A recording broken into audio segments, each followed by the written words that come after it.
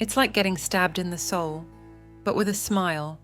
When a woman cheats on you, she doesn't do it silently. She does it while talking. She leaves clues disguised as concern, as distance, as misplaced guilt. And if you're not awake, if you can't read the hidden script behind her words, you'll walk straight into emotional slaughter without even realizing it. Betrayal rarely starts in bed. It starts in conversation, in that one sentence that sounds innocent, but sparks the firestorm to come. And the most brutal part is that many times you're the one who justifies it. Today I'm going to reveal 5 phrases that, when a woman is cheating, are almost inevitable. You'll understand why she says them, what's hidden behind each word, and most importantly, how to protect your dignity before your soul gets torn apart. The last one is the most destructive, the most dangerous. If you don't catch it in time, it can leave you emotionally wrecked. I'm Celia, and if you've ever been broken inside, this video is for you. Stick around. This isn't entertainment. It's emotional survival. Have you ever been told you've changed, right before being betrayed? That's no coincidence. It's a cold, calculated move, often disguised as honesty, but loaded with intent. Because when a woman wants to justify her infidelity, she rarely starts by asking for forgiveness. She starts by pointing the finger. She starts by telling you you're not the same man you used to be. That's the first thing you need to understand. You're not the same anymore. Listen closely, because that phrase doesn't come out of nowhere. It comes after weeks, sometimes months, of subtle distancing, of short conversations, avoiding eye contact, changes you can feel but can't quite explain. And when you finally confront her, when you ask what's going on, that's when she drops it. You're just not like you used to be. As if suddenly, everything wrong in the relationship is your fault. As if you're the reason her desire has shifted. As if your supposed transformation justifies her double life. This isn't an observation. It's a setup, a strategy to clear her conscience while staining yours. Because while you're trying to figure out where you went wrong, she's already giving her time and her body to someone else. And if you fall for it, you start trying harder, apologizing for things you didn't even do, changing who you are in the hope that it'll bring her back. But what you're really doing is losing yourself. Let me paint a picture I've seen play out 1,000 times. A man, 60 years old, a good guy, hard-working, present husband. He comes home and notices his wife doesn't look at him the way she used to, that she'd rather be on her phone than with him. One day he confronts her. He asks, "Is something wrong between us?" She looks him in the eye and says, "You've changed. You're not the man I fell in love with." And that man, instead of seeing what's right in front of him, drowns in guilt. He starts thinking about everything he stopped doing. He feels responsible for a failure that was never his. What he doesn't know is that while he's rebuilding his self-esteem from the rubble, someone else is already waiting for her after work. "You're not the same anymore" isn't reflection, it's an excuse. Because when a woman wants to justify the unjustifiable, she needs you to feel guilty. She needs you to believe that somehow what she's doing is your fault. That way, if you catch her, she's no longer the unfaithful one. You're the one who pushed her to it. And you know what's the cruelest part? Many times you didn't change. You just got older. You stopped being a novelty. You were replaced by someone who doesn't know her well enough yet to get bored. But she knows you too well. Your habits, your silences, your weaknesses. And that makes it easier to blame you than face her own dissatisfaction. Hear me loud and clear. Don't let anyone program you to feel like you're not enough. If a woman wants to leave, let her go. But don't let her drag you into the abyss with her poisoned narrative. Because the truth isn't that you changed. It's that she doesn't love you anymore, and she needs a reason that'll save her from everyone's judgment, including her own. And that reason, more often than not, is your name. If you don't see it coming, it'll destroy you. And once you've managed to process that initial blow, when you're left alone with the phrase echoing in your mind, "You're not the same anymore," believing it all started with you, comes the most destructive part, silence dressed up as independence. Because the second key point in this video is that phrase that sounds harmless, but is pure poison. I need time for myself. This isn't about someone wanting to be alone. We all need space now and then.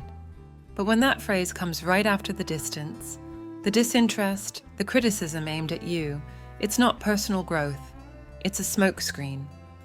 What she's really saying, without saying it, is that she needs time away from you, but not in solitude, with someone else. From basic psychology, this is a projection and avoidance mechanism. She doesn't want to face the discomfort of telling the truth, so she hands you a polished lie. Instead of talking about her lack of commitment, her unresolved desires, or her emotional bond with someone else, she plants the idea in your head that this is about her, that she needs to find herself, that it's not your fault. But you and I both know what that really means at this stage of life. At 50, 60, or 70 years old, a man doesn't need to be sent to the emotional corner like a child who misbehaved. What he needs is clarity. We're not here to play games. We've lived too much to fall for sugar-coated speeches. If someone needs time for themselves, let them say it straight. No spin. But more often than not, behind that phrase, there's a third person in the picture, a hidden accomplice, someone who shows up right when you're breaking inside, trying to figure out what you did wrong.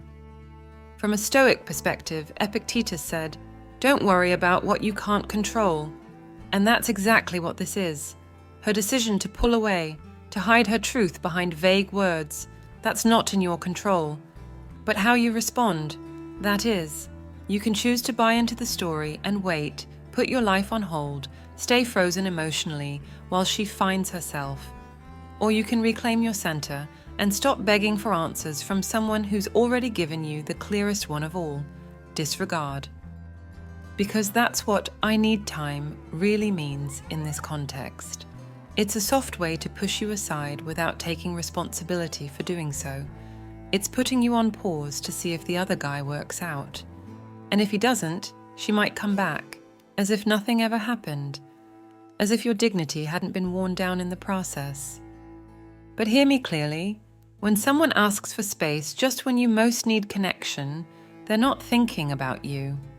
They're thinking about how to walk away clean from a decision they've already made. Don't wait for that time for her to become your sentence, because the time you give to someone who doesn't value you is time you're stealing from yourself.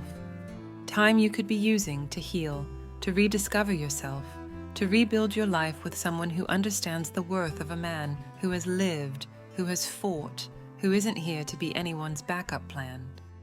So don't lie to yourself. Don't mask it as respect. If someone walks away without a clear reason, don't gift them your patience.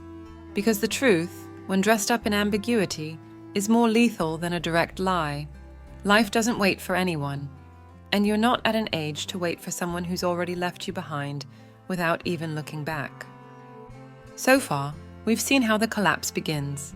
First with guilt disguised as criticism, then with distance dressed up as personal growth. But now we've reached the third point of this video, and this is where things start to shift, because what's coming next strikes right at the core of your dignity. I don't know what I want.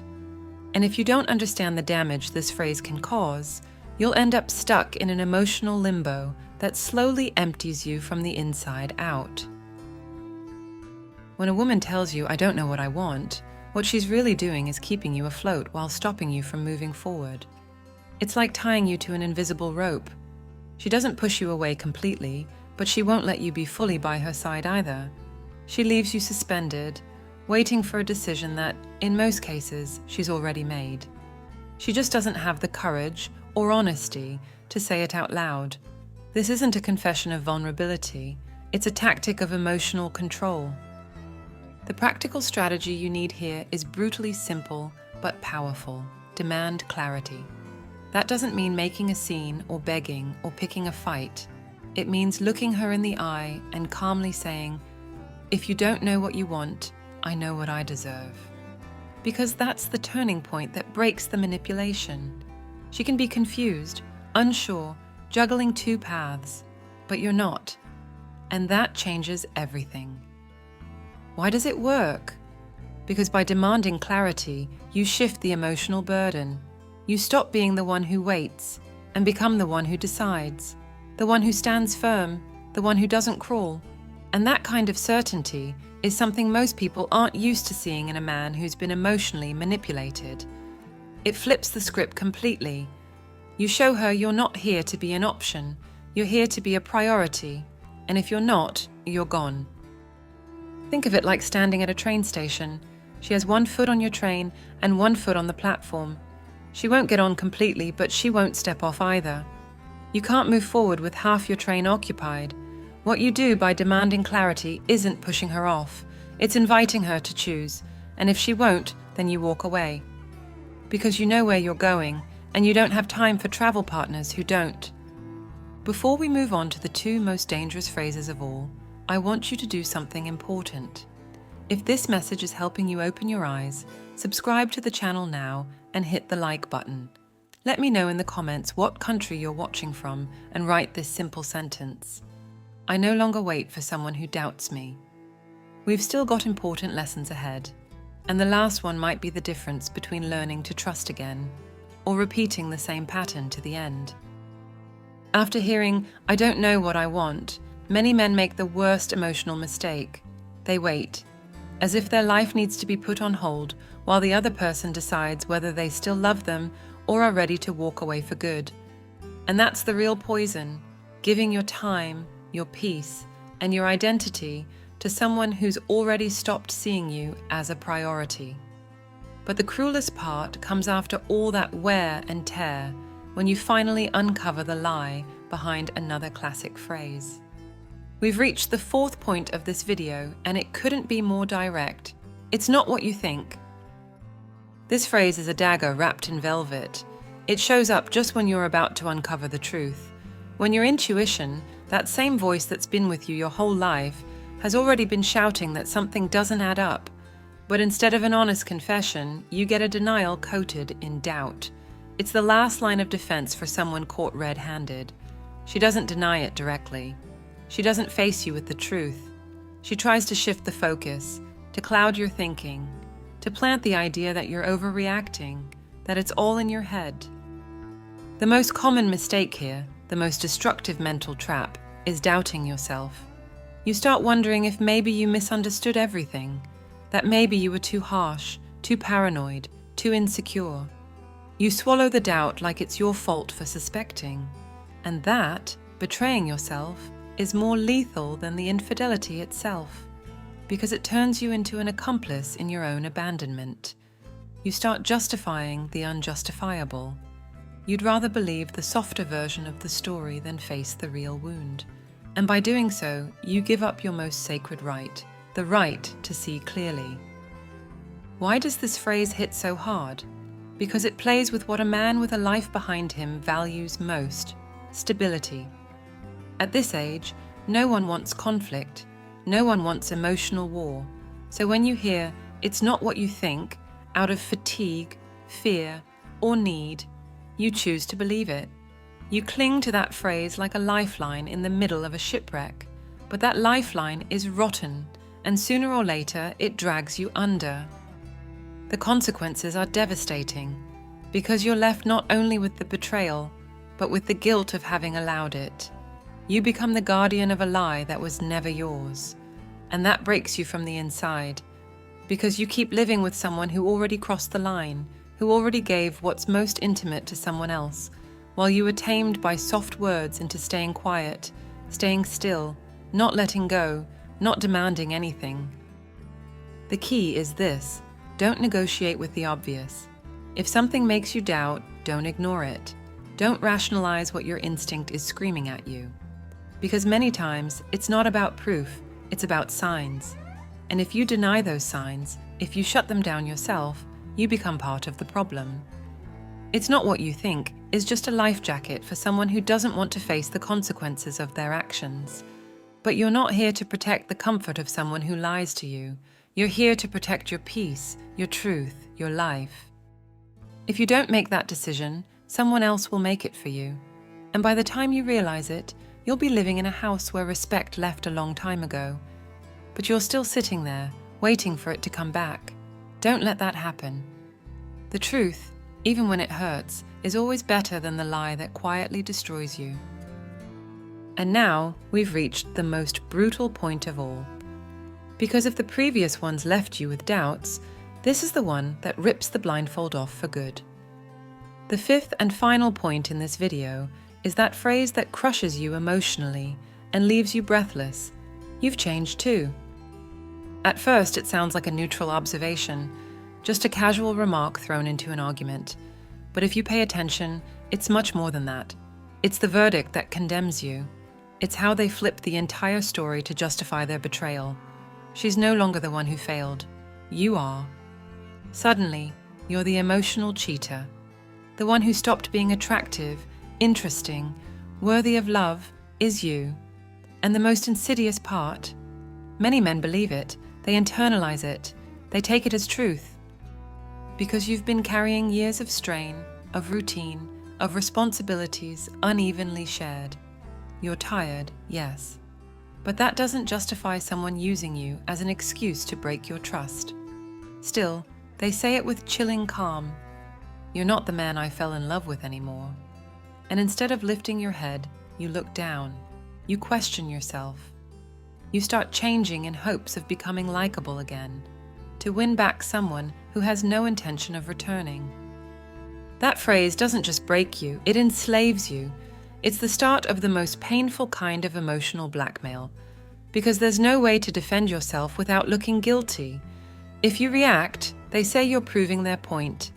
If you stay silent, they take it as admission. And while you're falling apart trying to reclaim your place, she's already in another story with another man, while you're still juggling what's left of your self-esteem. The consequences of believing that phrase are devastating, because yes, you lose the respect of others, but worse, you lose your own. And when a man loses respect for himself, he starts living on his knees. He starts begging for attention. He changes how he dresses, how he talks, how he acts, not out of growth, but out of desperation. He becomes a shadow of who he once was, a powerless echo, and you don't deserve that. No one does. But there's a way out.